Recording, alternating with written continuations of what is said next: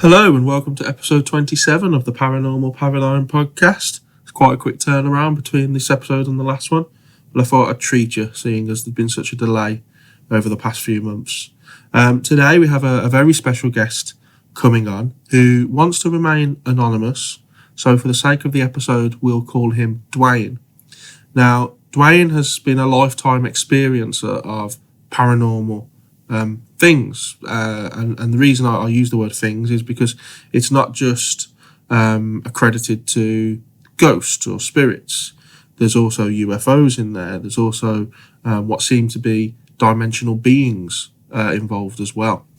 We won't have time to discuss all of it tonight. We're going to focus on part of his life story tonight, and there will be a part 2 coming up where he can tell us a little bit more about the UFOs and the lights in the sky that he's been seeing as well. But today we'll just focus on really on his early childhood, I guess. Now, this is the first time he's ever gone public with this. He's very nervous, but I'm sure you'll all join me in making him feel welcome and listening to his story with respect. He was a bit reluctant to come on after he'd first contacted me about his experiences. I'm glad he's decided to come on now and tell us his story. But like I say, he's nervous, but I'm sure he'll be absolutely fine. And hopefully he enjoys it enough that he does come on and give us the second part of his experiences. But before we get on with the interview, there is some good news, and that is that there is now a shop related to the podcast. You may or may not have seen that through Ryan, because I'm still serving a Facebook ban.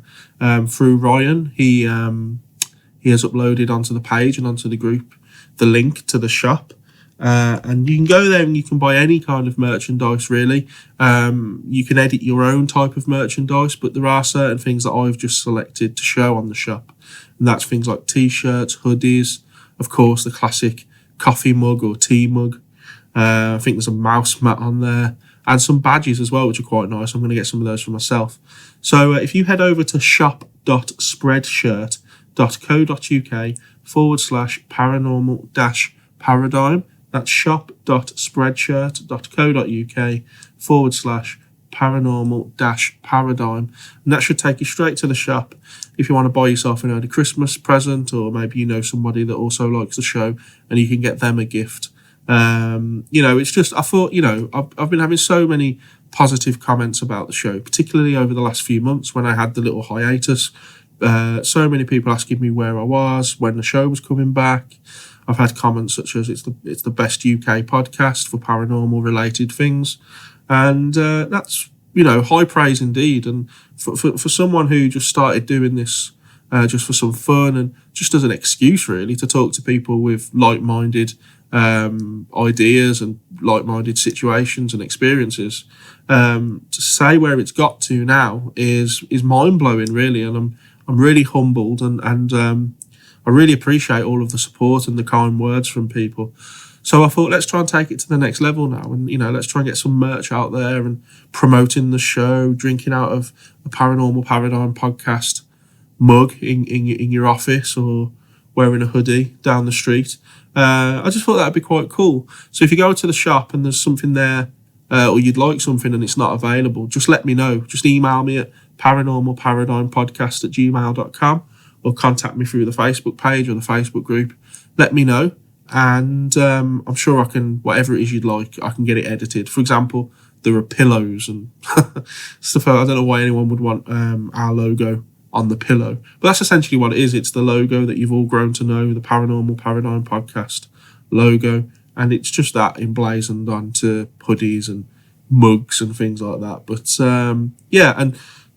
in the very near future, probably in the next episode or so, I'll be raffling some mugs off. I'll be running a little competition for some people to win a mug, hopefully just in time for Christmas, fingers crossed. But yeah, enough about that. Let's get on with the show. As I say, it's the first time that Dwayne is going to have gone public here with this, and he's very nervous, and I just hope it goes as well as, I know it will go well. I know he will be fine. So here's the interview, and I hope you enjoy it. And it's my pleasure to introduce Dwayne to the show. Dwayne, how are you? I'm all right, mate. That's very good to hear. I'm really glad you've decided to come on. I've spoke a lot about you in the introduction. I've explained your situation. I've explained your backstory a little bit. I'm really keen just to get on with it, to get into the nitty gritty of your experiences, really, because I know how desperate you are to get this across. So we're going to start really with you've had a lot of experiences paranormal. Now you tend to think that they're maybe hinging on the satanic, they're hinging on the demonic, which isn't a good place to be, really. Now, it all started for you, I believe, correct me if I'm wrong, but when you were on a beach. Yeah, what it is was, I was born in Liverpool, and we used to go, must have been about 7 years old or something like that, and we used to go on these days out with my family, and it was like a beach area. Actually, it was like a lake, or marina. Yeah, it's like to the beach. It's in a place called Waterloo in Liverpool. Okay. And when we were little as kids, we used to go there for days out, just to have a family day out. And basically, this one day, it's like area where there's water. It's like a big pond, really, big massive lake. And I just went for a little paddle just before I was going to get me sandwich from my mother. And I walked into the water, and just for a little paddle up to my ankles, and I felt this sharp pain in my feet. I knew instinctively that I knew that I'd walked on something that I shouldn't have. Yeah. Now, at the time, I thought I actually thought it was I was like 6, 7, 8 years old or something, and I thought it was the crabs biting me. But what it was I'd walked on glass, and I jumped straight back onto the dry part of the beach. I was only like a few feet into the water, and then sort of it got a bit hazy after that. And also remember after that, it's being carried over my shoulder by my mother, and I remember seeing blood dripping on the floor, and I was being carried to, it was like a hut about half a mile up round the lake. It was like a hut where people went. This was in the 1970s. Yeah. So I remember being carried over my shoulder by my mother, and I was screaming, crying.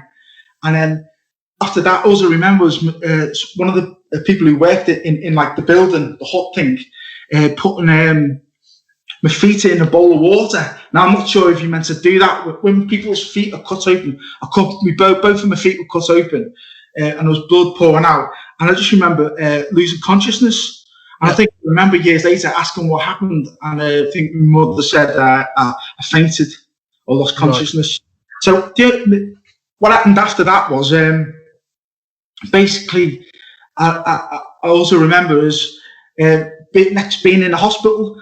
But the thing was, I could hear the screaming, and I was flying around high up by the ceiling. And I remember looking down. Yeah, I heard the shouting and crying, and I realised that it was me, like screaming. And it was me in the other room. And I was flying around, and I was coming to this door, and at the end of this corridor, or whatever it was, like going around to the left where the door was. And I looked down and see my family members, see my mother, my nan, and my sister, listening to me crying in the other room. I went to the room, and I think I remember jumping into my body, and what was happening was my feet were getting sewn up by the net. Right.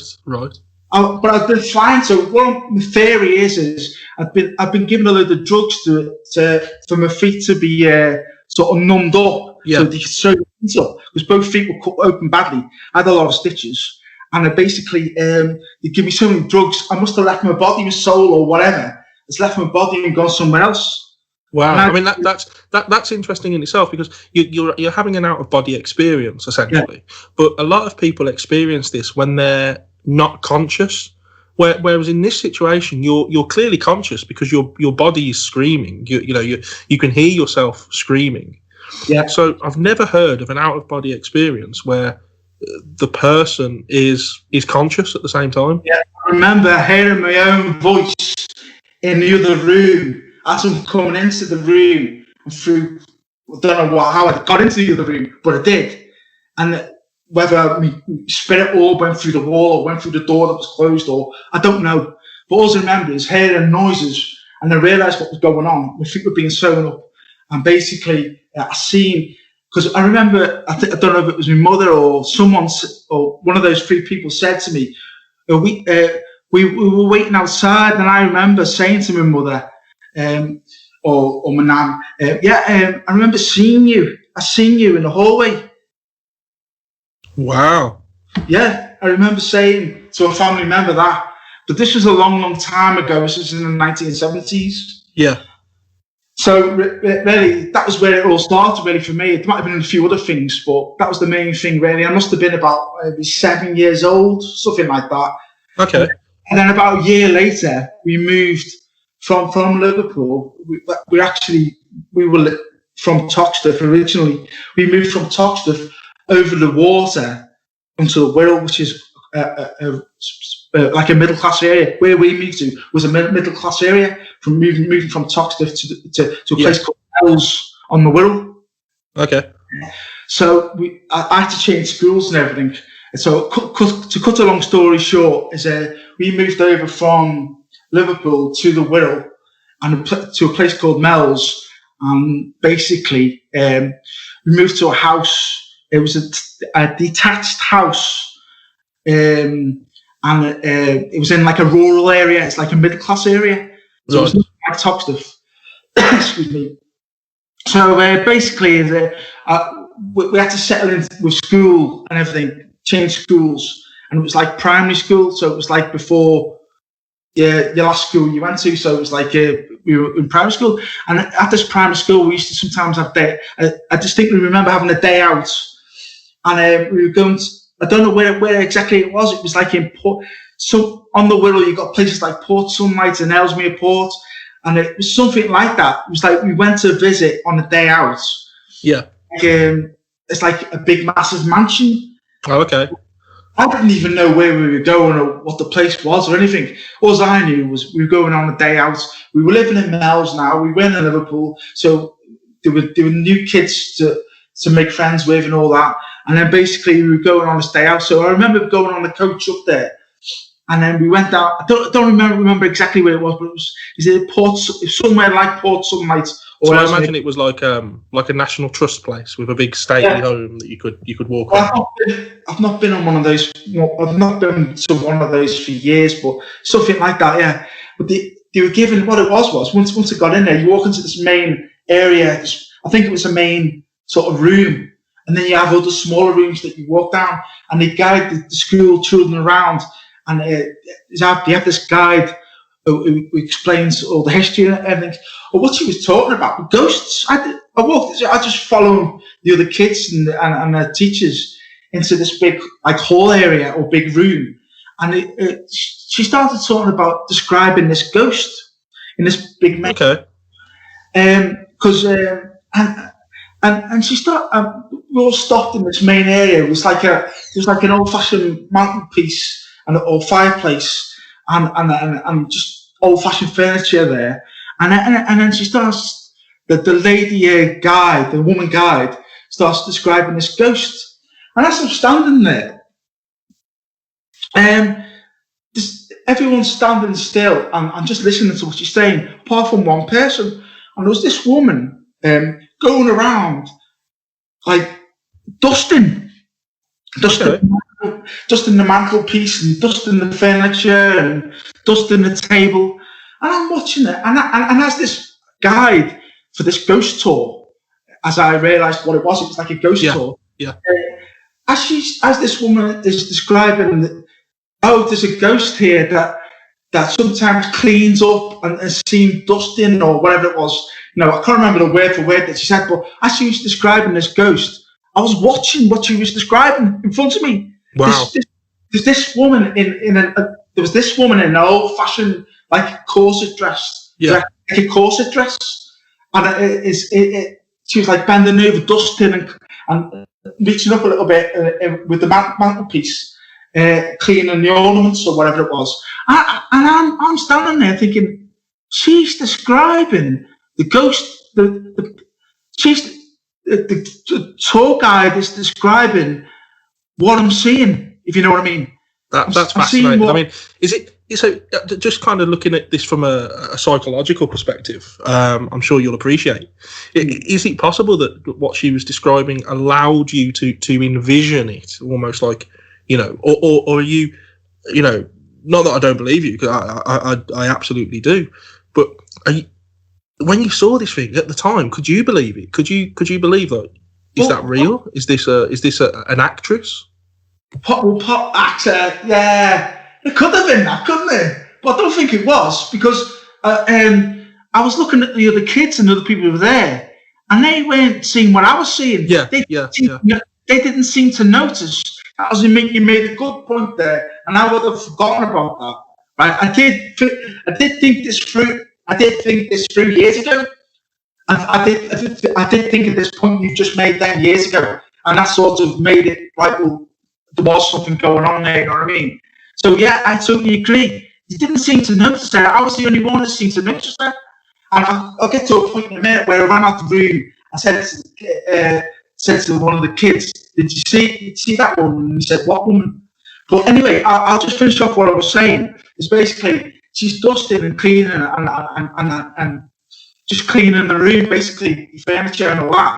And then gradually, the woman, the guide who's describing her, said, "This is an old Victorian." I don't know if she said this word for word, but something like there's an old Victorian, like a Victorian-looking woman or whatever it was, ghost seen in this room, and she's often seen dusting and cleaning or whatever it was. But as she was saying all that stuff, that's what I was seeing in the room. I don't know how else to describe or articulate what I want to say. You know what I mean? Yeah. So I'm watching ghost or person or whatever it was, dusting the furniture and all that. And then gradually, people start leaving the room, going to the next room, because I believe the next room was the blue room, which is usually where you see the ghost, in the blue room. But you saw it in the other room. I was standing there, like this big room. It's probably obviously a mock-up room, you know what I mean, from bygone age. But the thing is, I'm watching this person. It was definitely a human being. Or look solid to me, anyway, mate. And no one else was noticing this woman dusting everywhere. So the guide had finished describing what I was watching. It's basically some woman cleaning, and she was wearing like an old-fashioned corset clothes. Now, did this woman? You say no one else in the room except for yourself was really noticing this woman or interacting with the woman. Did you notice if the woman was noticing you? Or that's what I'm just going to make, mate. As people are leaving the room, gradually the kids are going off. We're going to go to the other room now. So the kids are following everyone else. Everyone's just left the room. All the kids have left the room. And I'm standing there still watching this woman dusting and cleaning. And then all of a sudden, she stops, turns, looks at me, and smiles at me. I knew I must have been about 8 years old, 10 years old, or something like that. Wow. So she smiled at me. The ghost actually smiled at me, looked up and stopped. The ghost stopped dusting, looked up, turned around, and smiled at me. And I ran out the room. And then I said to one of the kids in the blue room or whatever it was that was further down the corridor, I said, "Did you see that? Who was that woman dusting?" She goes, "What woman?" So I seen something, mate. I was the only one who seen it. Wow, that's fascinating. I mean, I've had some, I've had ghostly encounters myself, and I've heard stories. But I mean, that's probably one of the most clearest encounters. I mean, and there's a lot of questions around it, as you've just thought of yourself. It could have been an actress, maybe, but the very fact that nobody else interacted with her or even saw her is very strange. Well, I was basically standing in the room on my own, watching that woman dusting. Now, if that was an actor, we wouldn't do that, would they? No. Everyone in the room, I was on my own in the room. I was actually thinking about it. I remember I was transfixed and watching it. I was thinking, part of my brain was saying, what is this, like a ghost? Another part of my brain, I don't know what the other part of my brain was thinking. Probably run. Just run. Well, she was a nice ghost.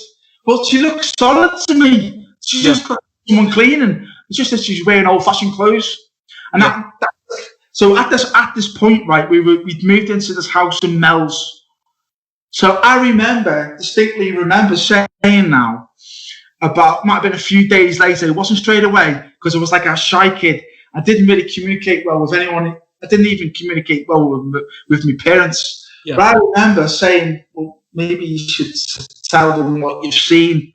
So it might have been like a few days or a week later. But I distinctly remember telling my parents, this was in the house that we'd only moved in maybe a year or two before. So we moved into this house called so we moved to a place called Mel's, and we moved in 1979. So it must have been the early 80s, like a year or two later. I seen that ghost in the mansion or manor or whatever it was, the ghost tour guide. Yeah. In that big room. So I remember, like a few days later, I said to my parents, "I think I've seen a ghost." And I remember my father saying, "There's no such things as ghosts." Right. My father said, "There's no such things as ghosts." I thought, right, well, I'm not going to tell him anything else. Yeah. The strange thing, thinking back, something happened around, which I'll get to in a minute.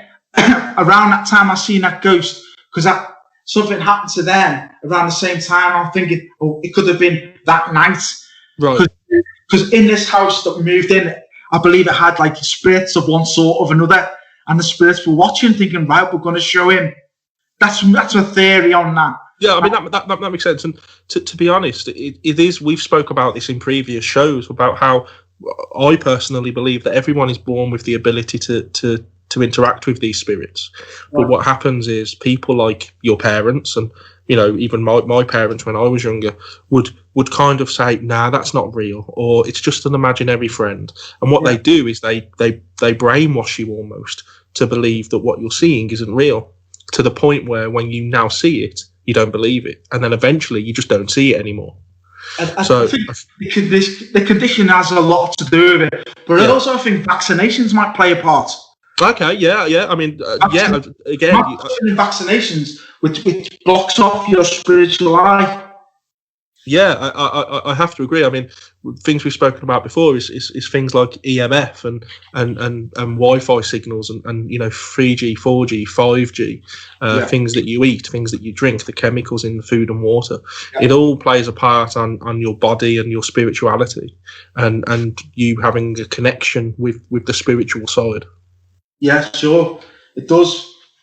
Yeah, I agree with that. So you've moved into this house. You've told your dad about your fascinating experience at the stately manor. Your dad kind of brushes it off, says, "Nah, it's not real, son. There's no such thing as ghosts." And then what do you say that your dad has an experience? Well, if you could just come back to that in a minute. Yeah, sure. I want to do it like chronology, and I want to do it like in the time. Yeah. So, you know what I'm saying? So basically, the house that we moved in, the previous occupants, I got told were Mormons. And if you know anything about, if anyone's done, I don't want to talk about this too much, but if anyone's done any research on the Illuminati and cults and covens and stuff like that, is the Mormons sometimes are quite high up in the Illuminati sort of thing. Yeah. So there was that, and then because my mother was getting people turning up, like, I don't know, it was like people for the mortgage or people for bills, like bailiffs. Yeah. People turning up asking for the previous occupants. But anyway, right. I remember going into that. I remember actually visiting that house before we moved in, just to have a look. Yeah. And basically, I have a vague memory about seeing weird stones under his bedroom, in his bedroom under his bed. But I don't know what that was about. And then I also seen like weird chessboards in the living room, chessboard heads. Yeah. Yeah. Anyway, that's just a small thing. Basically, so we moved into this house in Mel's, and basically, sorry, mate. We I don't know if you ever see. We got this puppy. I got a dog. Basically, I've given a dog called Sandy, and we were one evening. We were in the living room, probably watching the TV. But at some point, she started barking up to the ceiling, but like it was like a small alcove where the TV was. Yeah. But there she was barking up there, and the way she was doing it is like it wasn't a normal thing that she usually did. You know what I mean? She's barking up the ceiling. We couldn't see anything. No, I mean, of course, it's often thought of that animals can see things that we can't. You know, spirits.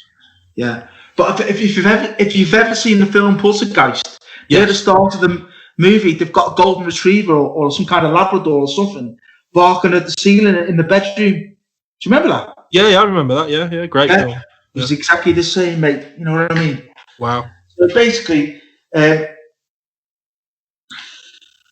so the dog. So you're just watching the telly, and the dog's kind of ignoring everything that's going on and just kind of going mad at something that you going mad. can't see. She was barking loud, and she's purposely looking at the ceiling in the corner or above us. You know what I mean? Yeah. And that's not something that she... Something got her attention. It's as if she's seen something, actually. Yeah. She either heard something or seen something or both. Yeah. That type of thing. She wasn't going crazy. She was just barking, not the normal bark. You know, not like a barking when someone knocked on the door, because she did bark quite often. Yeah. In the living room, barking at the ceiling, which is quite strange. So around this time, really, the first when I started realising there was something wrong with the house. Yeah. Basically, at night time, I used to go to bed, and I used to hear this heavy breathing right next to my ear. Now you got to remember, I was about 8, 10 years old, maybe. It's hard to say exactly, to give the exact age or how old I was, but I was around about 10 years old, maybe 9. But I used to hear this heavy breathing right next to my ear. I'm lying in bed, I'm trying to fall asleep, the light's off, I'm in my bedroom, and all of a sudden, right next to my ear, it's right next to my head, right next to my ear, I'm hearing this heavy breathing. And it wasn't just once, it was quite a few times from what I can remember. And I remember one night, my sister had their bedroom. She had a little box room, and she had bunk beds. And she was starting to freak out, and she was calling up my dad. My sister was younger than me, and she was starting. I overheard some of the conversation she was having with my father, and she was saying she could hear this heavy breathing. And it dawned on me, and I realised that, hold on, I've been hearing that as well, because she had bunk beds, and I think she thought someone was under. She had the top bunk, and someone was underneath, and maybe that was the case. I don't know, but something might have been there. You know what I mean? Wow. Okay. My sister was saying basically is she could hear this heavy breathing, and I could hear my father trying to calm her down. And as my father's walking back downstairs, past the landing, past my room, I shouted, I can hear it too, that breathing. My dad told me to shut up and go to sleep. You know what I mean? Yeah. Don't scare your sister. That was one of the main ones that I started thinking, right, what's going on here? You know what I mean? But did you ever talk to your sister about that? I didn't talk to I didn't talk to anyone. Right. I didn't tell anyone about anyone at school or anyone. Yeah. I might have mentioned it, but I can't remember. Yeah. So I should I? But I was told to shut my mouth. So.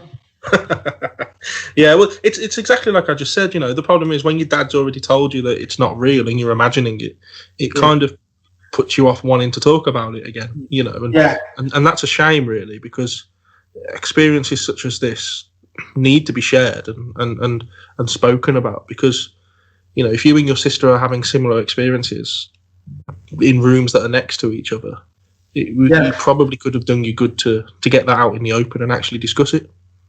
Yeah, it could have. It would have. But actually, I must have been quite a sort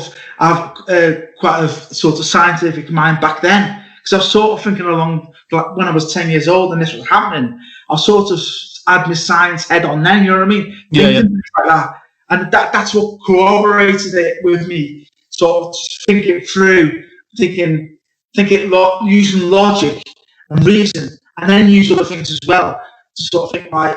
You can use things like intuition as well. Thinking this doesn't feel right. This definitely doesn't think right. There's no logic to it. Where's this coming from? You know what I mean? All those type of things. And it went on it must have gone on for a good year or two. I can't remember if it was every night, because as a kid, I might have probably just threw the covers over my head and yeah, of course. Yeah. So it probably went on for a long time. And I remember, when I got a little bit older, a few years later, thinking, I haven't heard that breathing for a while, next to my head. Yeah. I'm lying in bed at night, and I'm thinking, I haven't heard that breathing for a while, the heavy breathing. And do you know what happened? Not always, but a lot of the time, it started. Wow. The heavy breathing is as if it came straight in. It came straight into my ear and started heavy breathing. And that was like a year or two later when I was a little bit older. And it's to unsettle you. One of the things that this has done, it's to unsettle you, unnerve you, destabilize your situation with your inner self. Yes. And as a child, you know what I mean? So when that's happening, when you're getting that breathing, now, if I was to come right up to you and breathe in your ear, you'd know that I was there. You'd feel the breathing, but you'd know I was there as well. Yeah. Did you get that feeling? When you could feel the breathing, but could you feel a presence as well? Could you feel that there was a head there almost? No, I say feeling the breathing. I could hear it. It was more hearing than feeling. Okay. Yeah. It wasn't like breathing and then I'm blowing air. It was just a sound, really. It could have been that as well, but it was more sound. It was just a sound that came right in. Yeah. And it was as if it was waiting for you. So sometimes it was as if it was waiting for you to just think about it, so you could think, I haven't heard that heavy breathing for like 6 months or whatever, and then it's straining on you. You know what I mean? Yeah, I get that. Yeah. I did think that. I remember when I was getting older, I did think that once or twice, and it didn't happen. Other times it did. So you just try not to think about that. You just block it out, and that's the best survival mechanism you can have as a child, because especially when your parents aren't supporting what you're hearing and seeing, your views on ghosts and all that. But anyway, there was that, and then around the same, we didn't get told this until we moved out. We lived in this house for 10 years, from 1979 to 1989. But we never got told about the story I'm about to tell you until we moved out. But this happened to my parents. Is one night, my mother was dreaming about this old-fashioned feather boa strangling her one night. Okay. And she, to cut a long story short, mother woke up with this feather boa around her neck, strangling her. Okay. In real life, it was at night time. She'd been asleep. She woke up. The lights were out, as far as I could tell. I wasn't there, but my mother was in bed. My mother was in bed. She was dreaming about this feather boa. She was having this nightmare about this feather boa that was strangling her. She wakes up and finds she wakes up and finds there's a real feather boa strangling her. Wow! So I can only go on what I was told. Yeah. So yeah. I mean, where did that come from? Where did the boa come from? We don't know. But I'm going to tell you what happened. It's basically at some point my father woke up, and then I don't know what happened between those two instances. My mother must have found a way of waking my father up. No, so my father tries to get this feather boa off my mother, right? Yeah. And he was struggling, from what I can tell, and from what I can remember, from what I was told, because I was told this story 20, 30 years ago, so it was a long time ago, but from what I can tell is he eventually got the feather boa off her. Yeah. So the feather boa, as my dad gets the feather boa off my mum, it was strangling my mum. Right. My father gets the feather boa off my mum. It starts flying around the room on its own.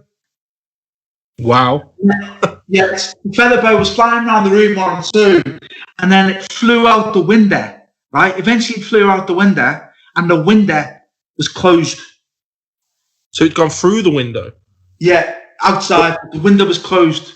So it's gone through the window, but it hasn't smashed the window? No, the window was closed. That's what I was told. It went out the window, and the window was closed. Wow, now that is interesting. That's what I was told. Now, I'm thinking, right, that happened on the night or around the time when my father told me there's no such things as ghosts, Stephen. Yeah. I've only just come to that conclusion in the last few days. I'm thinking that's what happened. Because those entities in the house were going to say, right, we're going to show you, mate. No ghosts, we'll show you. And how did your dad react to that? Well, we didn't get told the story until years later, until we moved out the house. So whatever, like 6 months or a month or two after we moved out, I can't remember what it was. Well, we moved out in 1989. But I remember asking even years after we moved out that house, when exactly was that? And he wasn't sure. My dad said, was it when we first moved in, halfway through, near the end? And I got tied down to a year. Now, it was a guess, but I said, can you just roughly give me a year if you're not sure? He said, 1982. Now, 1982 ties up, was around the time I seen that lady ghost in the mansion. I've worked it out.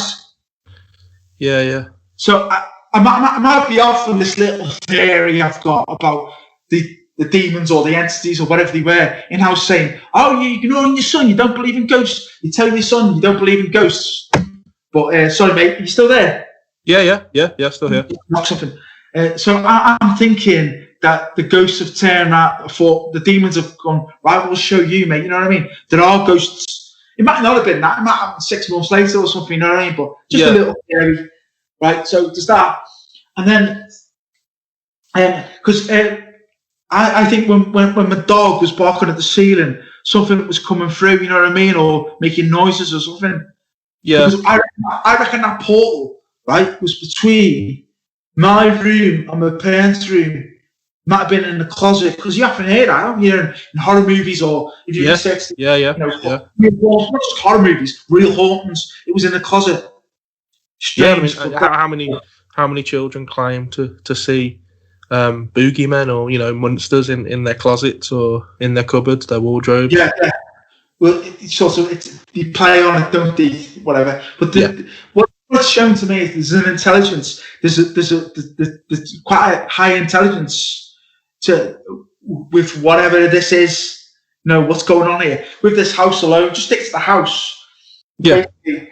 So there was the heavy breathing. There's dog barking at the ceiling, and then there was the feather boa. Now, didn't something happen to your dog on? Didn't you leave your dog on its own? Yeah, that was a few years later. I want to get to that in a minute. Okay. Sorry about that. I'm just going through my notes, mate. And maybe a year later or 6 months later. See, a lot of the stuff I probably forgot about, but I remember distinctly we were in the living room again. Yeah. This might have been this could have been even 2 years later, but it's hard to tell. But I could have been older. But we were in the living room. We were all in the living room, including the dog. Right? There was no one. All five of us, my parents and my sister and me, we were in the living room, and it was nighttime again. And this time it was dark, because when the dog was barking, it must have been in summer. Because when I know it was it must have been 7 o'clock or something in the evening, and it was light. But this time it was dark. And I remember all of a sudden we're watching TV, and we hear this almighty thud, and as if something heavy was walking around, right where my dog used to bark right where my dog barked at that time, right in the corner of my parents' room. Okay. Coming from the corner again. This is where the sound came from, where the wardrobe closet was. Yeah. It's come next to my parents' bed. You know, in the corner of the room, just this almighty thud, and something thudding around for a bit. And then, what, footsteps then, or? Yeah, heavy ones. Yeah. And I said to my dad, "It's the dog." And then my dad points to the dog on the floor, sleeping. What else are you going to say? We all looked up, and we all, what the fuck? We all looked up thinking, what's that? And it wasn't next door. It wasn't semi-detached, but it wasn't next door. It was upstairs. And the thing was, right, we finished what we were watching and whatever, and we were told to go to bed. And I knew this was going to happen, but the light in the hallway kept. The light bulb must have always been going off, because you get that with paranormal things. Yeah, of course. Yeah. Yeah. So I was the first one out the room, wasn't I? Right, go to bed, And then before I know it, I'm nearly halfway up the stairs, and my father made me walk up the stairs first. He turned the lights on. I thought, that doesn't work, mate. He's switching it. Oh, it doesn't work. I said, oh, it doesn't work. My father's trying to turn the light on, and the bulb's gone on the landing, maybe in the bulb's gone on the hallway, maybe in the landing. I think it was on the landing and the hallway. It was gone. Both were gone. I think both of the light bulbs are gone. And but he forced me to go up the stairs first. Why can't you go up? When he's going, well, you're already up nearly. So I had to leg it up the stairs, and I knew there was something up there. I knew there was something up there waiting. You know what I mean? Yeah. And that's all I remember about that night. You know what I mean? I just remember running up them stairs and turning my bedroom lights on or whatever it was. I had to get some light source. Yeah, of course. So we're still in the early 80s here. You know what I mean? Things are happening. You know what I mean? So I don't know what happened after that night, but there was something upstairs waiting for us.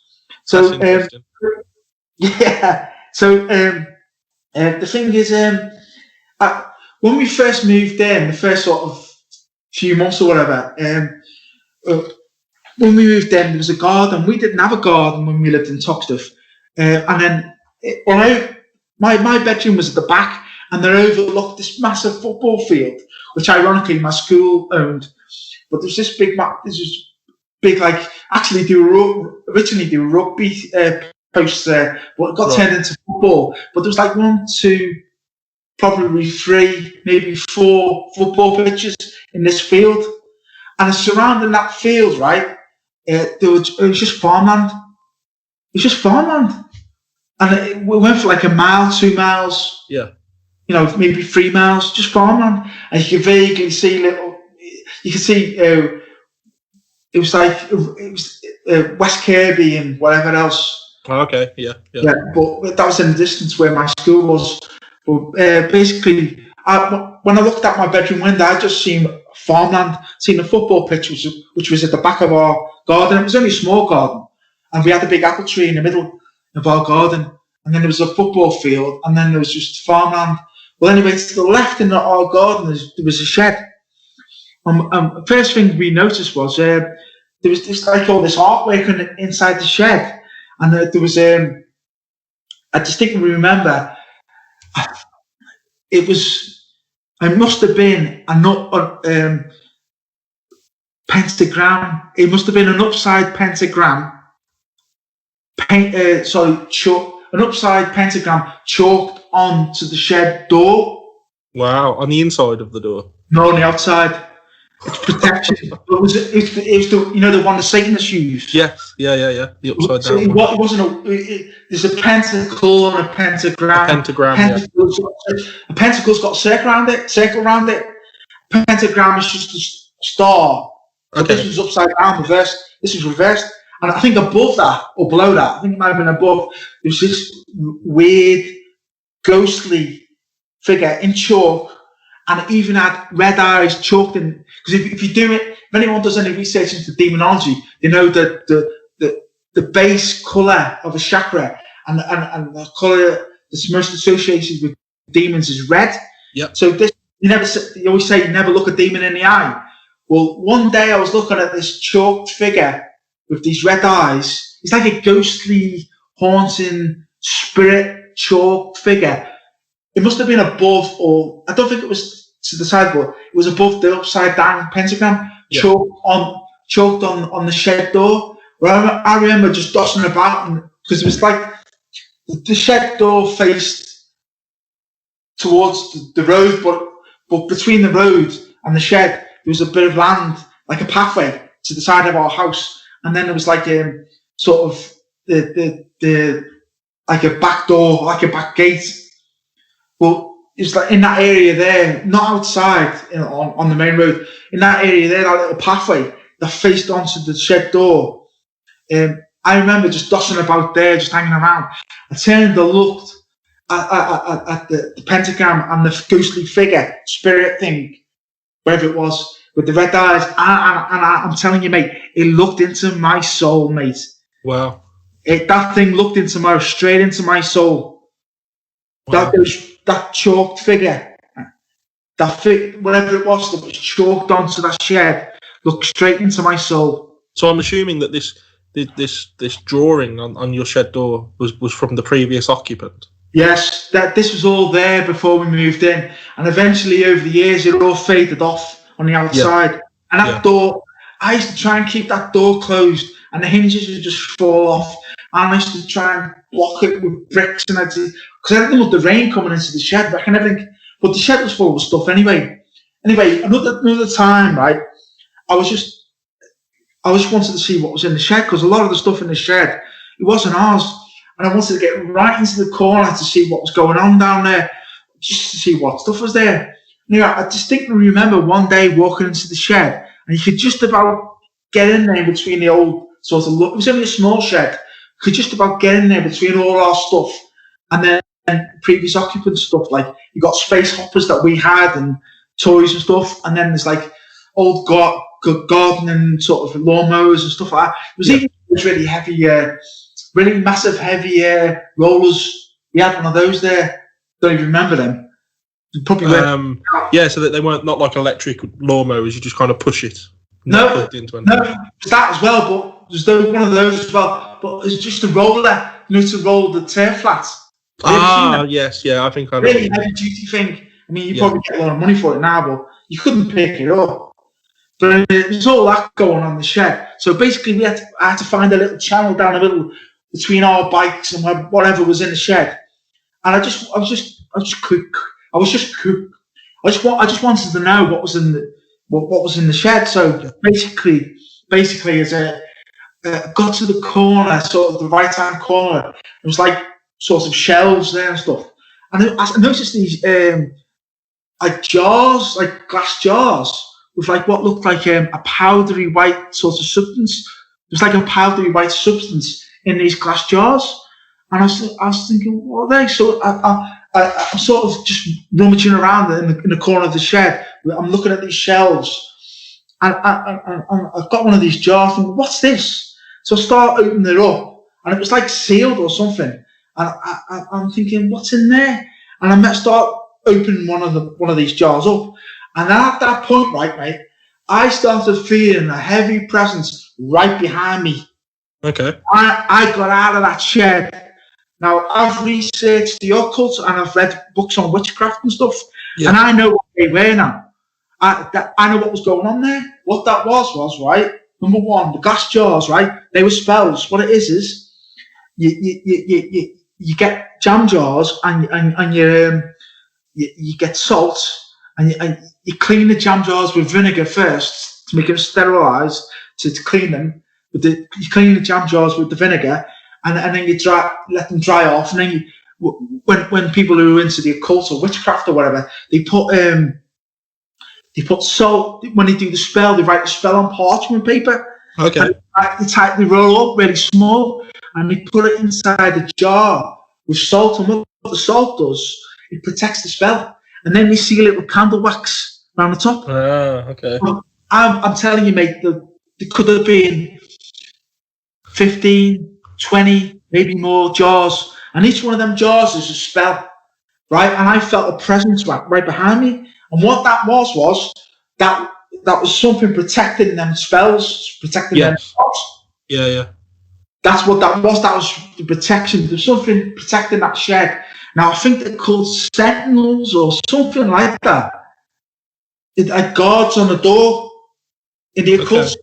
Because buildings and other things can be protected by this isn't generally known by the general public, but buildings, homes and things can be protected by certain energies or entities or whatever you want to call them, good or bad or indifferent, whatever you want to call them, in the occult. I think they're called sentinels or something like that, or a name similar to that. But basically what it is, and also the symbol that was on that was originally on the shed door, but faded off over time. The upside down pentagram, that's also a symbol of protection as well. So they were trying their best to protect whatever. Yeah, they did, because they didn't open it up properly. I didn't even know what I was looking at. So I was. And do you know what happened to them? Do you know what? Obviously, you moved out. And them spells were in there for the whole 10 years, right? The whole 10 years that we were there, they were there, right? And I went back I I must have gone back to that house several times over the years, and I think, I don't know when it was, but the shed eventually went, and they redid the garden. But another point to that, when we first moved in, and a family member came to visit, like an auntie, and her son, I think, had researched a little bit of the occult, and she started throwing salt over her left shoulder. And I only heard this secondhand through my mother, I think. You know, I never get to know any of these stories apart from my own experience. All these other things, like secondhand sort of thing.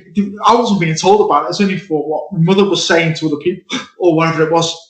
But that's interesting, though, because the auntie was throwing salt over her left shoulder. I forget what the reason is for that, but no, I mean, people throw salt over their shoulder. If they spill salt, they will throw it over their shoulder, because spilling salt is bad luck, I think, and throwing it over your left shoulder kind of gets rid of that bad luck. But it's good that you know, even though you weren't being told at the time that other people were having experiences, it's good to know now, because at least you know that you weren't on your own. You know, and it's not all in your imagination, because other people were clearly, you know, that they were experiencing stuff too. And I mean, I'm just aware we've probably got about 5 minutes or so left. We've got so much to talk about. We will get you back on for a part 2. But I know that you were keen to talk about, and again, correct me if I'm wrong, but there was a demon on your landing. What that was basically is going back to what happened to me in the hospital. Is I must have been dreaming. I don't know exactly the year, but it must have been about 1985, maybe something like that. Maybe a bit later, maybe a bit earlier. But I was dreaming, and I was flying around the street. So I think they call it psychic flying or something. It's it's I remember flying into my front door. I was dreaming, and I was flying I was flying down the street, and then it was light. It was daytime. Well, I think it must have been in the summertime, about 5:30 in the morning or something. So it was light. But I remember flying around. It wasn't dark, and I flew. Decided to go into my home. So I remember flying into my front door and started flying into the house and up the stairs. I only got halfway up the stairs, and my attention was caught to my right, and I noticed there were beings on the landing. Okay. Because I was just going to fly straight into my bedroom, go into my body, because that was what I was naturally going to do. But I got a shock to my right. There was something. There were beings on the landing. I took a closer look, and I noticed that they were levitating about 1 inch or 2 off the carpet, off the floor. I noticed they were, and they were about. It's been a long time, so things like ears and stuff I can't remember, but they were about 3 foot tall, and they had their eyes closed, so I wasn't looking at whatever this was. There was at least 3 of them. I remember at least 3, and whenever they had their eyes closed, and whenever they were doing something, and what I come to realize was I could hear like the meditation sound. Yes. Yeah. It wasn't that, but it was something like that. I could hear like a noise. So, what I realised is they were meditating on me and my family.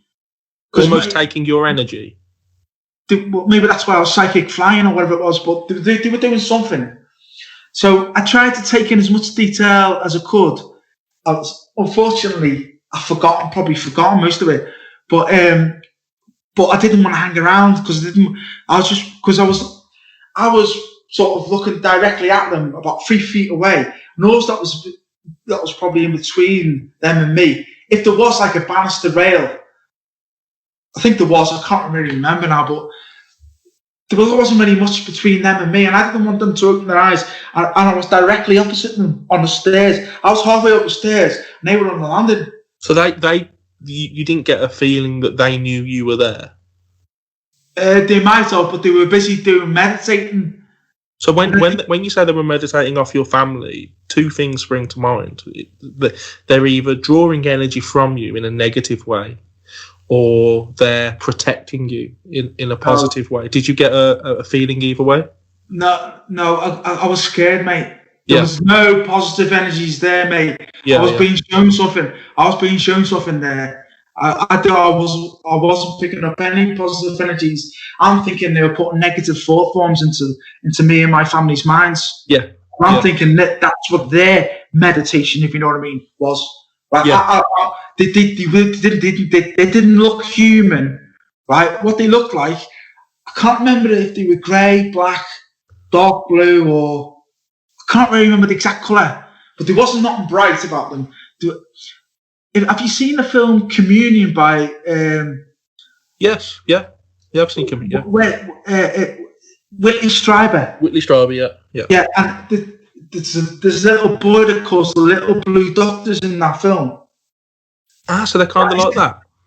Kind of. So were they wearing clothes or? No, I don't think I would have noticed that. No, I didn't. And they were humanoid. I couldn't tell whether they were male or female. No, but I mean, they looked not human, but they were humanoid. So 2 legs, 2 arms. Yeah, even that's difficult to visualize in my mind. Actual original memory, if you know what I mean. Because over the years, your mind, if you're watching horror movies and UFO movies and paranormal research, and your mind gets full of all kinds of stuff, and it's difficult to. I don't want to say yeah or nay. You probably did, mate. Yeah, you definitely had a head and a torso, and I would have noticed if they didn't have any arms, wouldn't I? Yeah, of course. I mean, you would have stood out to you a bit more if they were a bit. Yeah, so on our feet. So they must have had something like that. That was humanoid, yeah. But I remember they were only about 3 foot tall, and they were hovering about 1 inch or 2, maybe 3 inches at the most, only a little bit off the ground. But they were back slightly sort of wavy. Because I looked to check them, they're actually levitating. Wow. I mean, you often get this with demon reports. Another one, I've not seen this myself from my researchers. Often clowns levitating is one. But even in the horror movies, you see them levitating. But some of these people who make these horror movies know more than what they're saying. You know what I mean? Yeah, I mean they a lot of people think that movies dictate people's experiences. So people watch a film and then they experience something like that. So it's not real. They've just kind of copied it from the film. But I'm actually a firm believer that what's really going on is people are making the films. They've had these experiences and they know what it's like and they've researched it themselves. So I actually think it's the other way around. That the people making the films know what. Another thing that I forgot to mention was going back to the heavy breathing. Around the same time, or when I was living there, I used to hear like chattering or. Now you get that as well. I used to hear that. Like almost like in the distance, like in another room, or. Well, you couldn't judge how far away it was. Yeah. But it was that type of atmosphere. You know what I mean? And I even vaguely remember hearing doors close and stuff. But as I say, I was only young. Yeah. There was all kinds, mate. You know what I mean? Yeah. Well, I mean, we'll leave it there. I mean, because it's again, I've got a list of stuff that you've told me, a list of topics. We'll definitely get you back on for a part 2. It'll give you time to go over your notes again and try and bring back some of these memories, because I can tell even as we're discussing it now, you're getting memories flooding back, and it's great to hear it. Almost an excitement in your voice. It's really good to hear that. So we'll leave it there. I mean, it's been an absolute pleasure having you on the show. I hope you've enjoyed it. I know you were a bit nervous, but I hope you've enjoyed coming on. We'll get you on for part 2. But until then, look after yourself. And we'll speak soon. So thank you. Thanks, Kieran. Thanks. So that was the interview there with Dwayne, and I'm sure you'll agree that was a fascinating interview. And for although I've been in touch with Dwayne for quite some time now, he has been very close guarded with his story and his experiences. He's told me little bits, but not that much really. So just as you were, that was the first time that I was hearing the majority of what he's just said. And I don't know if you could tell in my voice or in my replies, but I was genuinely curious. I was genuinely fascinated by what he was saying. I can't wait for him to come on for part 2. You know, I'll have a chat with him and see how he found that. But he seemed fine. There was a bit of nervousness that came through. And if there was any bad connection, if his voice goes a little bit funny at times, I do apologise, but I didn't find it, bad enough that I couldn't hear what he was saying, really. I think that was a fascinating interview, a fascinating story from Dwayne. So we'll definitely get him back on for a part 2 very soon.